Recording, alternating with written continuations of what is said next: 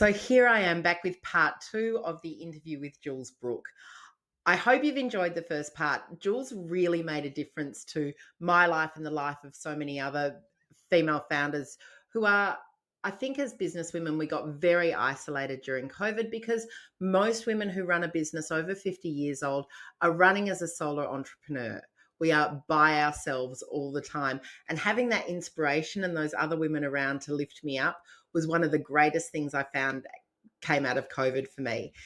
Jules being the absolute PR guru. I met her through this, I think I mentioned that in the first video. I met her through the Handle Your Own PR course, which I did years ago.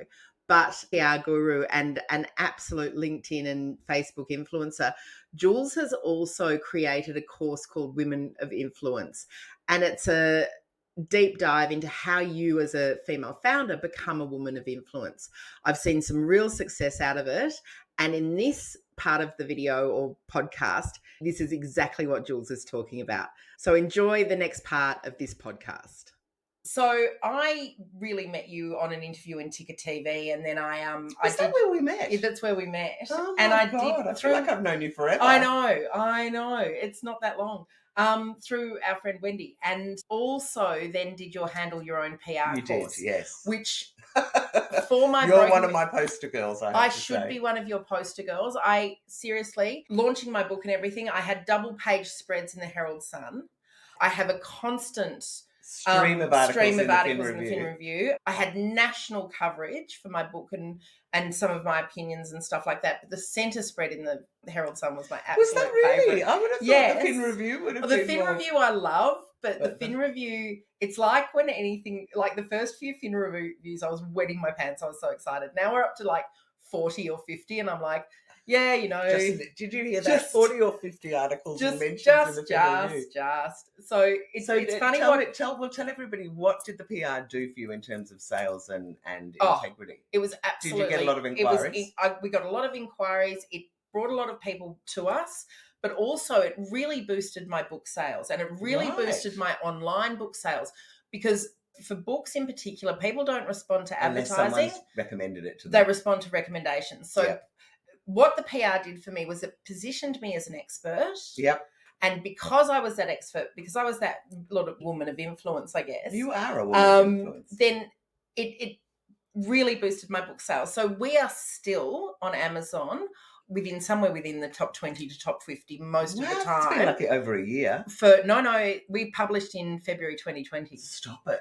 4 years. 4 years. Nearly. And we're somewhere between 20 and 50. Like we're not number one. I know, but it doesn't matter. But you haven't disappeared. We have not disappeared off that top 100 bestseller list in 4 years. That's amazing. Personal finance, top 50 all the time. And of course, the other great thing that PR does is if ever we hear about someone who's great, we go and Google them. And what does PR do? But it just sits there underneath your LinkedIn profile that nearly always comes up top. And then your podcast, and then it starts going, oh, she's spoken at this and she's been featured in that, and here's a mention in this, that, and the other. And if you can own that Google page, which I always say is the main aim of it, so you probably need 15 to 20 articles published, then that's it. You know, and they don't disappear. There's a big one on mine from the Sydney Morning Herald when I launched Handle Your Own PR, which was in 2009. See that? That's still there. Incredible, isn't it? And that's what people are going to for. Well, that's how a lot of people met you. Yeah. But that course was a life changer for me because the previous experience I'd had with PR was through when I was working and PR internally. Getting agencies to do it and all of that sort of stuff. And the power of actually taking control of your own PR and knowing what you're doing and putting it out there yourself is so much better than using an agency. I'm not big enough to use an agency. An agency is not going to pay any attention to me. I mean, as I always used to say, it's always been a hard slog to get the word out about Handle Your Own PR. But if you're paying an agency anywhere between $4,000 and $6,000 a month for a few months, why wouldn't you do something where you learn how to do it yourself? Yeah. And build those relationships directly with journalists. Even using a PR agent since, which I've done. Yeah. The knowing how to do it myself is so empowering. The knowing what to say, how to pitch. And when they say I haven't got anything, or they say I have got something, understanding how valuable it is. Yep. Exactly. Yeah. I really love that course. I think it's phenomenal, and you should be very proud of yourself. Thank you. Well, now I have to say, having founded it and run it for 2009 to 2021, whatever how many years that is. I'm terrible at maths, as we know. Yeah.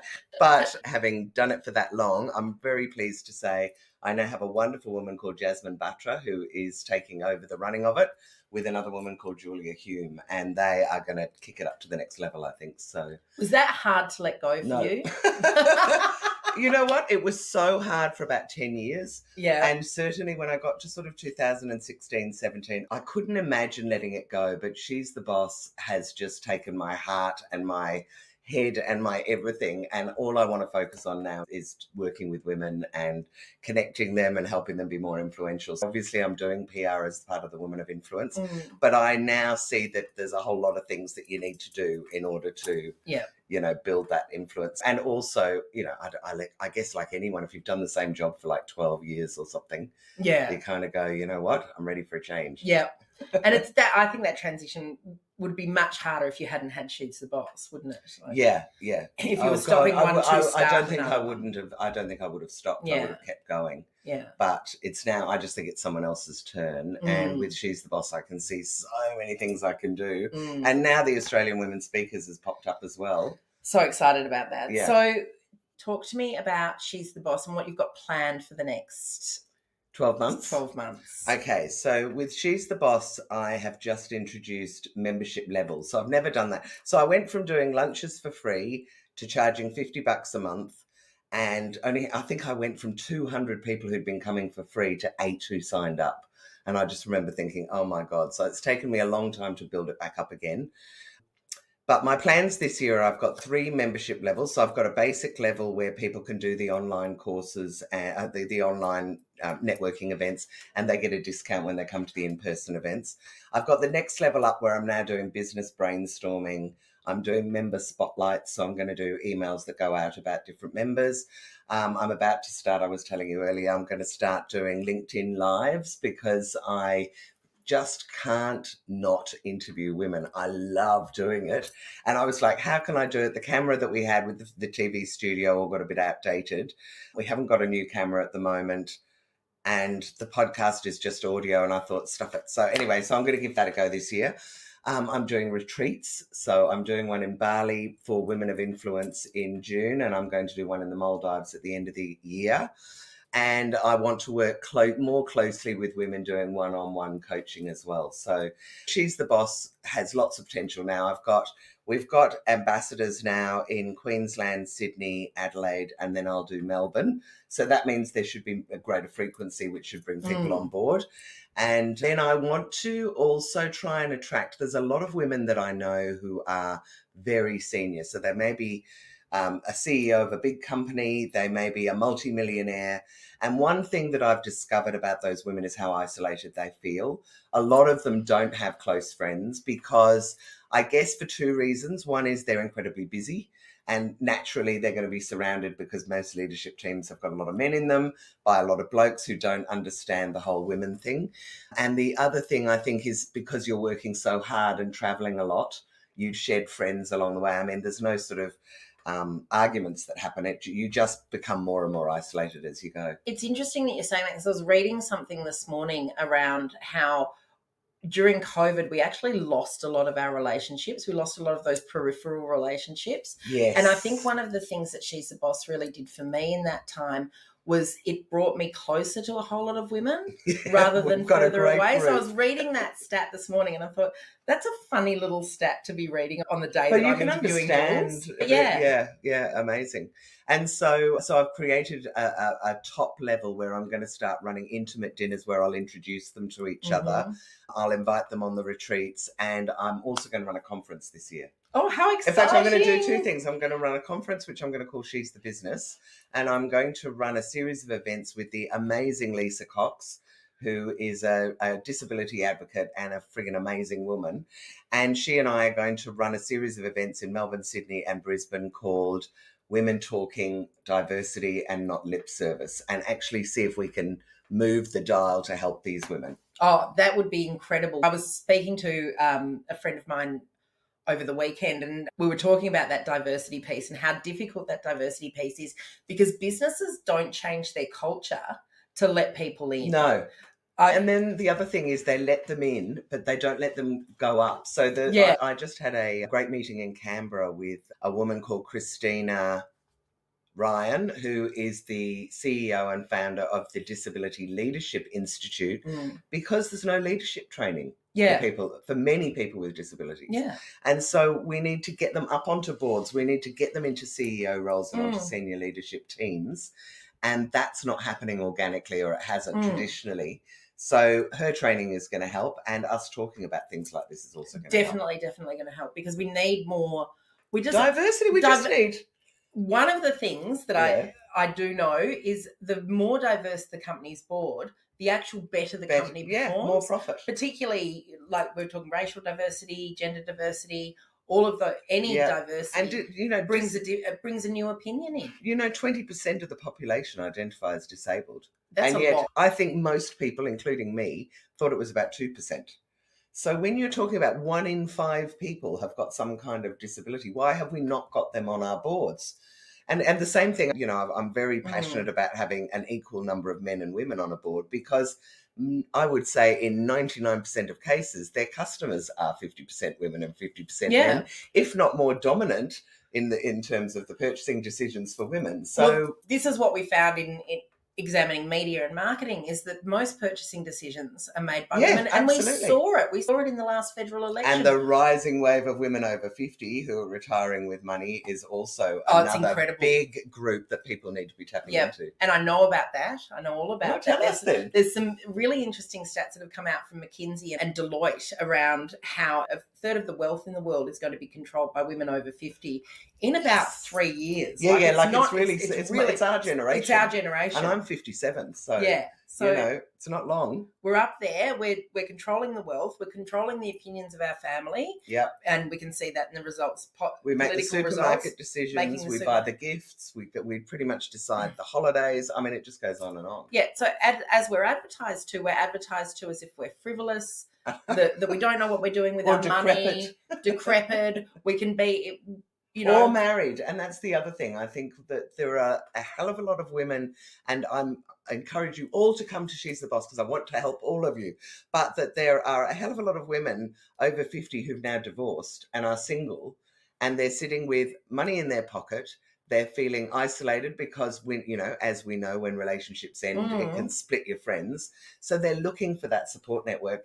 And then there's a lot of women being made redundant as they get to their late 40s and early 50s and going, well, what are my chances of getting another job about that big? So why not start my own business? Also, a lot of women, I think, get to that age and just leave corporate because they can't be fucked anymore. Stand it any longer. They just can't do it. They can't turn up for the bullshit. Yeah. They start showing up for themselves. I don't know about you, but when I turned 50, I kind of lost my ability to bullshit. That's right. I think you also want a purpose, and look at your purpose. And we're very aligned that way, but turning up for work and making money so that you can put money into shareholders' pockets, I don't think really turns anyone on anymore. I don't think it does either. So not only the older women leaving, but I think we all know that, is it Gen X or Gen Z or who are the millennials? Millennials. Who just do not want to work if they're not doing something to give back or to improve the world. Yeah, which I love, because we've all brought them up that way. But watch out banks and people like that, because where's the satisfaction in some of that stuff? Exactly.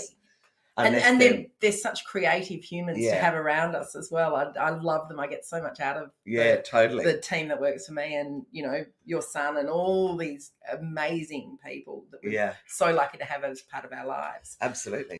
So, Jules, what's the next thing you've got on offer for people? How do they get onto your Women of Influence? How do they get onto She's the Boss? How do they find you, and how do they get to question? Extraordinary experience, which has changed my life, of working with you. Oh, thank you. So you can join She's the Boss, sthebossgroup.com.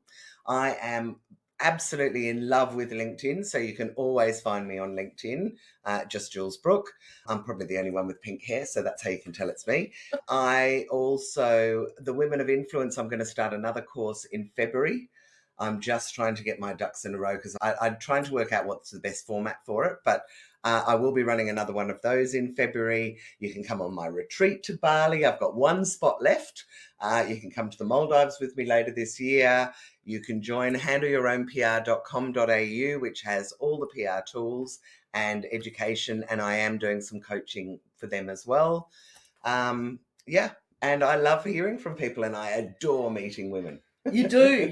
And I've certainly made such great friends through the sTheBoss network, and it's been such an awesome experience to have you in my life as a friend, but also just the whole network, and particularly during COVID, I really felt like some of that saved my life. And it's formed some really close friendships for me, as well as... We've all had that weird thing, haven't we, where we've had so many lunches with people on Zoom and you meet them in real life and go, oh my God, you're shorter than I thought you were, or wow, you're so tall, or I love all of that. But one of the things that I've really got out of it as well is the business connections, is the ability to work with other women, to collaborate and not compete. To have that wonderful saying that you repeat over and over, which is be the person that mentions her name in a room. Yes, be that woman that will mention another woman's name in a room full of opportunities.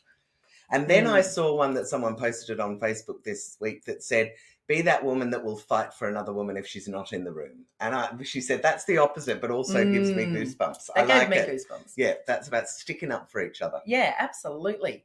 Jules, it has been amazing. You are amazing, incredible. Thank you so much. My absolute pleasure. And thanks for taking the time out on your Sunday to hop over here and do this face-to-face.